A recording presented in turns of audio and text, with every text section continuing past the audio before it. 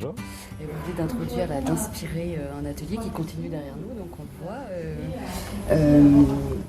Vous êtes cofondateur d'Hello Asso. Comment vous avez inspiré là? C'était sur les nouvelles formes de gouvernance et les nouveaux rapports de pouvoir, c'est ça? C'est ça, tout à fait. Sur quoi vous aiguillez les gens là pour les... En fait, ce que je cherche à montrer un petit peu, c'est cette idée qu'il existe aujourd'hui de plus en plus d'organisations qui essayent de s'emparer de tous ces moyens participatifs parce qu'ils voient bien que c'est une tendance de plus en plus forte. On le voit dans des sites web comme Airbnb, Uber, tous les sites web de l'économie du partage, le crowdfunding également. Et ce qui pose un petit peu question, c'est la question de la gouvernance. C'est-à-dire qu'aujourd'hui, tous ces plateformes sont en explosion, avec des dérives monopolistiques de plus en plus importantes. Et la question se pose de savoir si justement ils vont devenir des monopoles et des entreprises traditionnelles pyramidales comme on les connaît aujourd'hui, ou si elles vont appliquer à elles-mêmes les principes participatifs et quasi autogérés qu'elles promeuvent.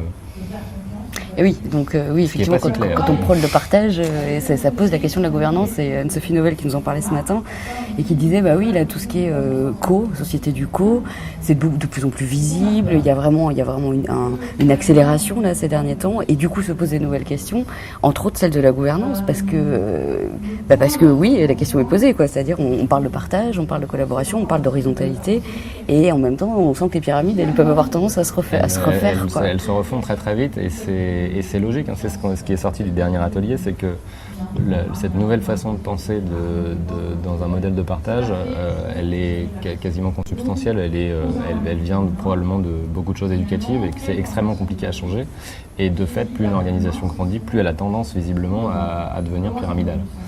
C'est les modes disruptifs. Là, je vois j'ai Twitter là qui est juste devant, et il y a quelqu'un qui dit oui, des modes disruptifs de gouvernance.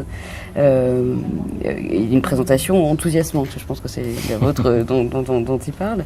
C'est Joël Leronet qui parlait ce matin de disruption, quoi. C'est-à-dire de comment effectivement il faut changer de paradigme. Et je pense que ce à quoi je crois beaucoup, et c'est ce qu'on essaie d'appliquer chez Hello Asso, c'est la disruption jusque dans le business model. C'est là, je pense, que l'économie du partage a loupé une marche pour l'instant. C'est que quand vous regardez, encore une fois, Airbnb, Uber ou tous les sites qui sont en train d'exploser aujourd'hui, ils prennent simplement une bête commission à la papa de souvent 10 à 20%, et ça semble quand même un peu éloigné des valeurs de l'économie du partage. Donc je pense qu'il va y avoir une phase qui va être longue, mais de réflexion sur ces business models et sur comment est-ce que les plateformes participatives peuvent repenser leur business model pour que lui aussi soit participatif. On est donc une plateforme de crowdfunding, et on est la seule plateforme de crowdfunding où 100% des dons qui sont collectés pour les associations sur Hello Asso sont reversés à ces mêmes associations. On ne prend pas de commission, par contre on propose à l'utilisateur, au moment où il contribue à une association, de contribuer également à Hello Asso via un pourboire qu'il peut laisser à notre plateforme. Et donc on s'est finalement appliqué ce principe participatif à nous-mêmes, avec au début ça marchait pas du tout, et puis maintenant un certain succès, puisqu'on a un peu plus de 60% des internautes qui contribuent quand ils viennent sur la plateforme, et donc c'est le cœur de notre business model. Ah oui, c'est énorme. Donc c'est-à-dire que vous laissez une entière liberté à la personne qui utilise votre service de contribuer ou pas au service. C'est à la fois une entière liberté, c'est complètement volontaire, évidemment. L'internaute peut ne pas laisser de pourboire. D'ailleurs, s'il ne laisse pas de pourboire, on perd de l'argent, puisque nous, on paye les frais bancaires à chaque fois. Mais plus que la liberté, c'est la confiance. C'est un mot qui est beaucoup revenu dans l'atelier, et je pense qui est très important. C'est que, quelque part, on laisse on a confiance en notre communauté, et on lui laisse le choix ou non de valider la qualité de notre service.